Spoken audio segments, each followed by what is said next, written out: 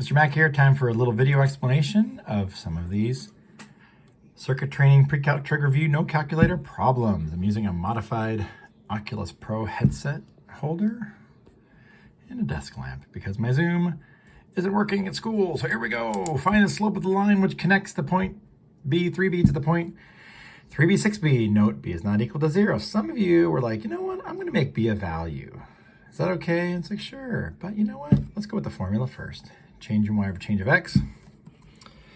Take your second one. You got 6b minus 3b all over 3b minus b, resulting in 3b over 2b, which simplifies, of course, because b over b is 1, 2, 3 halves. Now, some of you are like, I think b should be like 7. All right, well, if b is 7, that means I'd be going from the point 721 to the point 2142, and you get your same sort of result. Change in y over change of x is 42 minus 21 over 21 minus 7. Hey, look, that's 3 halves. Even if you go the other way, 21 minus 42, negative 21, over 7 minus 21, negative 14. Same thing, 3 halves. Beautiful answer, 3 halves, which goes to number 2. Now, I realize that that is not the same number 2, because this 3 halves here went to number 2, all the way to page 2, I think, for number 2. No, just kidding. Page 1, way down at the bottom right-hand corner, but you can look at these solutions. They're on the Google Classroom. I was going to do them live, but I'm doing them in the order that the questions show up, and I'm shaking. Stop shaking, Mr. Mac. Number 2. Okay, so this one's kind of cool. The linear function is parallel to the line y equals 4/5 x minus 7 and passes through the point negative 5, 0. Lots of ways you could think about this one, okay? If you know you're parallel to that, you're going to have a slope of 4/5.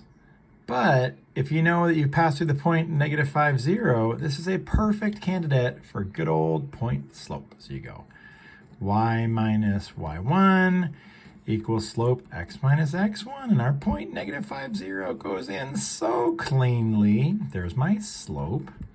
The negative 5 goes into here, which becomes a plus. The 0 goes into here. So you've really gotten, a lot of you were thinking about this correctly. Y equals 4/5 x plus 4/5 times 5. The 5's cancel out, or 20/5 is 4. So if you stick in a negative 6, function notation, f of negative 6, if you're worried about that, you could actually just call this f of x, function of x, is 4/5 x plus 4. Sticking in the negative 6 results in, I'm going to go over here, sticking in the negative 6 results in 4/5 of negative 6 plus 4. And this would be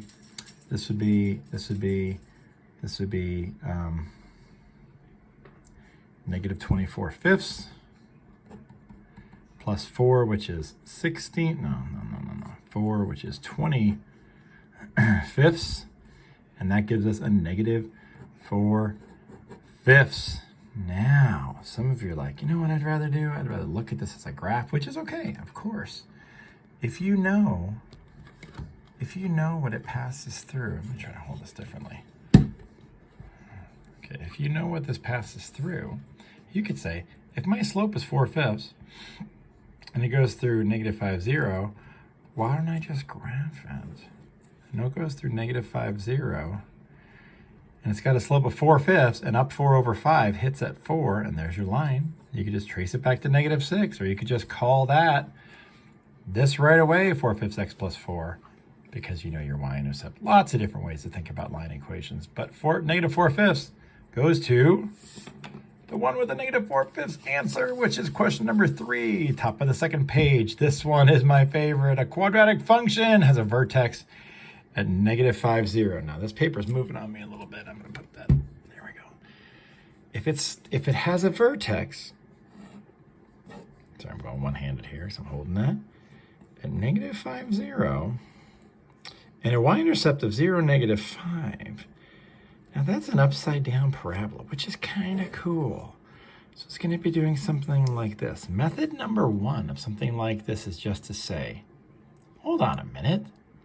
Shouldn't a parabola, you know parabolas go over 1 up 1. Shouldn't a parabola that goes over 5 go down 25? Isn't that what normal parabolas do? And when you're trying to figure out, this is the standard form of a parabola. When you're trying to figure out what A is, we certainly know it's negative, so that's good. And you know the vertex is at the point -5, 0. So x minus -5 squared plus 0. You could put plus 0 or just leave it. I know it's going to be negative.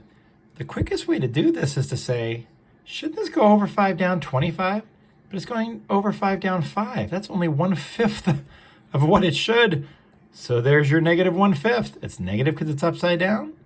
It's 1/5 because it should go that much farther. I'll give you an algebraic way to do that in a second.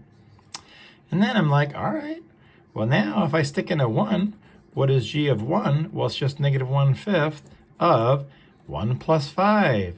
And 6 squared is 36, and -36 over 5, or -7 1/5, whatever you want to say, is correct. No, Mr. Mac, I'd rather do this. Okay, you could do this. Y equals A, x minus -5 squared plus 0.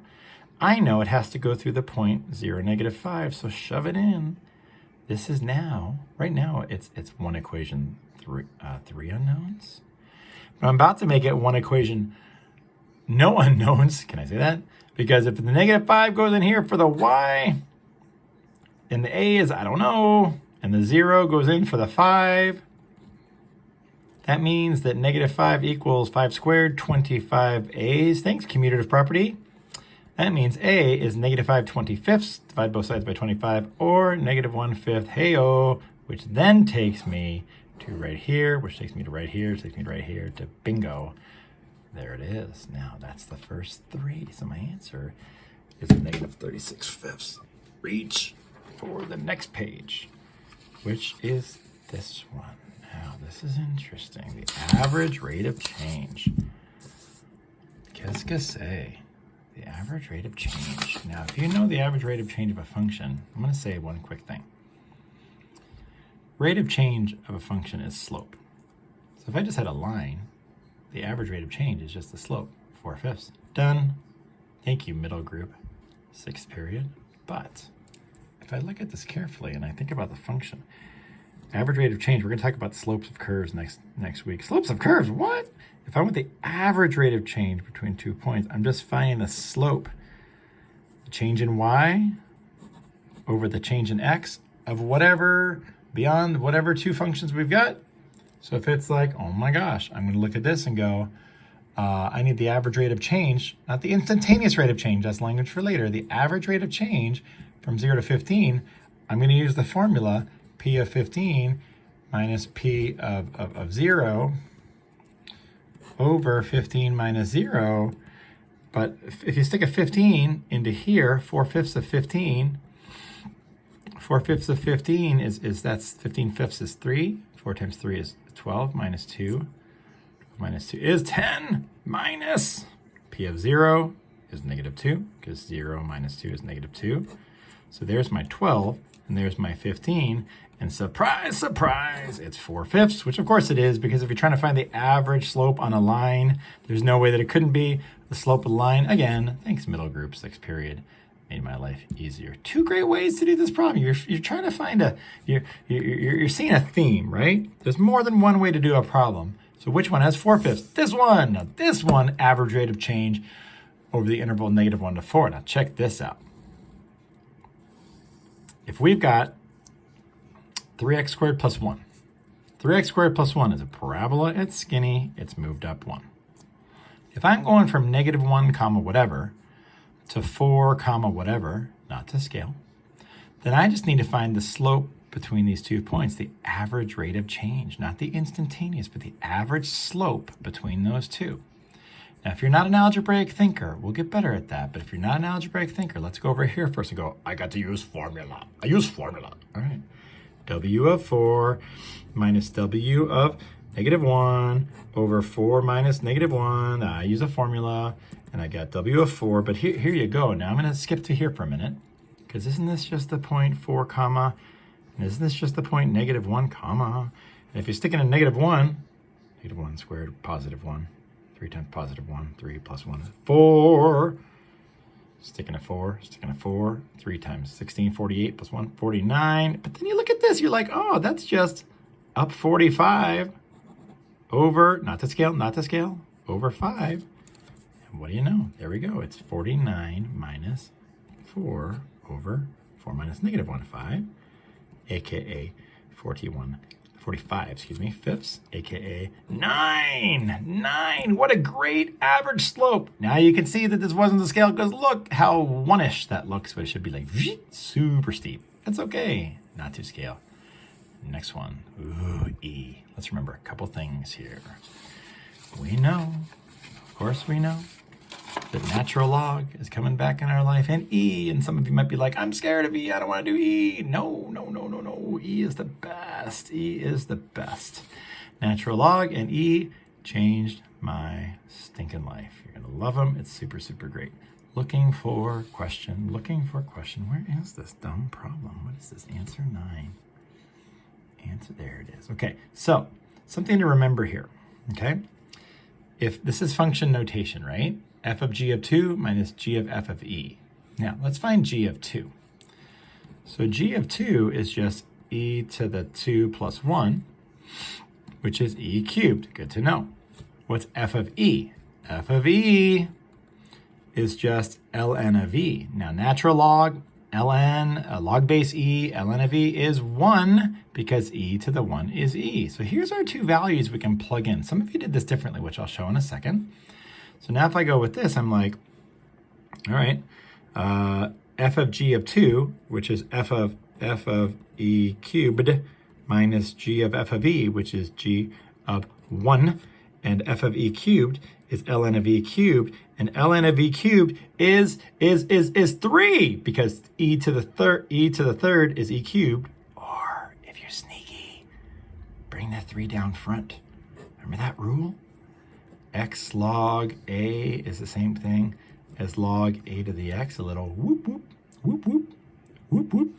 So the 3 comes in front, and 3 times ln of e is 1, and 3 times 1 is 3 minus g of 1. G of 1 is e to the 1 plus 1, and e to the 1 plus 1 is e squared, and 3 minus e squared. I was thinking about this because somebody was doing this where they went, what's f of g of 2? Let's find f of g of x. And f of g of x is ln of e, ln of g goes in right here, ln of e to the x plus 1. But isn't that just the same thing as x plus 1 ln e? And x plus 1 ln e, and ln of e is just 1, so it's just x plus 1. Let's stick in a 2. 3, that was clever, minus g of f. G of f, you mean e to the f plus 1, e to the ln of x plus 1. Oh, this is fancy. I was hoping this might come up sometime soon. E to the ln of x plus 1. I'm going to just take this part for a second without the negative. E to the ln of x plus 1, you can also write as e to the ln of x times e to the first. Remember that thing where if you have 2 exponents on the same base, you add the exponents? X to the 2 times x to the third. It's really, aren't there really just 5 x's right there? You add. Well, why not unadd? If you had 2 things with the same base, unadd, and e to the ln of x, this is an identity, e to the ln of x is just x. We can talk about y later if you want. E times e, 3 minus e, that didn't work. E to the, okay, scratch that for a second. What happened here? E to the ln of x plus 1. E to the ln of x plus 1, e to the ln of x times e to the first. And now if I stick in, that's why, just kidding on this.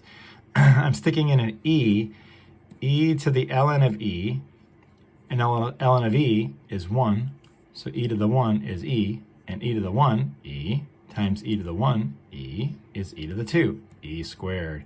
Whew, saved it. 3 minus e squared. And that is the solution to number 6. And that is the first quarter of the 24. Numbers 1 through 6 seems like oops, that's not a 6. Numbers 1 through 6 seems like a great time to stop. If you watch the next video, you'll find out something interesting about Mr. Mac. Next video will probably have something like numbers 7 through 12. We'll see how long it takes. Bye-bye.